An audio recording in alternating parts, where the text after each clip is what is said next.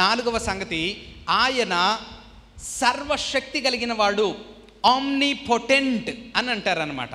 సర్వశక్తి కలిగిన వాడు, దేవుడు సర్వశక్తి కలిగిన వాడు అంటే ఆయన లాంటి శక్తి కలిగిన వాడు ఇంకెవరు లేరు.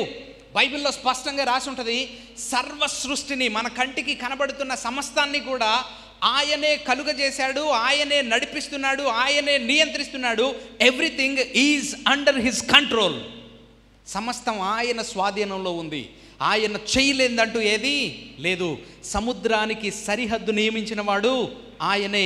మహాసముద్ర ఘోషను అణచగలిగిన వాడు ఆయనే. పర్వతములను బద్దలు చేయగలిగిన వాడు ఆయనే.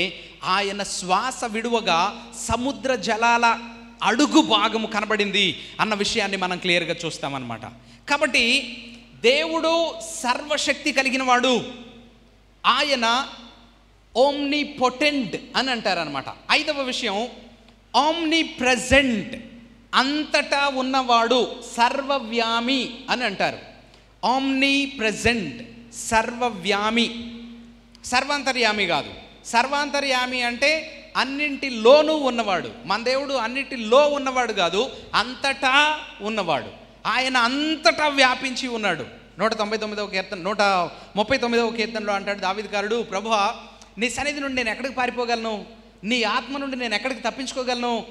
ఆకాశానికి ఎక్కిపోయినా అక్కడ నీవు ఉన్నావు, పాతాళానికి పోయినా అక్కడ నువ్వు ఉన్నావు, సముద్ర అగాధ జలాల్లో నేను పండుకున్నా నువ్వు అక్కడ ఉన్నావు. నీ సన్నిధి నుండి నేను తప్పించుకుని పారిపోవడం ఎక్కడ వీలు కాదు. ఆయన అంతటా ఉన్నవాడు. ఆయన లేని ప్రదేశం అంటూ లేదు, ఆయనకు తెలియందంటూ లేదు, ఆయన చెయ్యలేందంటూ లేదు. సమస్తము తన సార్వభౌమాధికారంతో జరిగిస్తున్నాడు. ఆయన సమస్తానికి అతీతుడైన వాడు.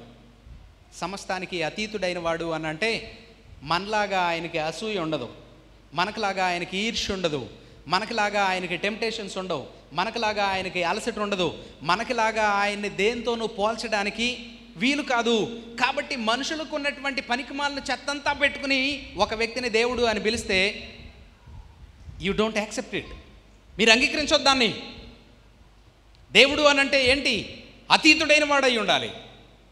కాబట్టి దేవుడు మనుషుల్లాగా ఏదో పడిపోయాడు చేసేసాడు అని అంటే దేవుడు అని అనడానికి కుదరదు.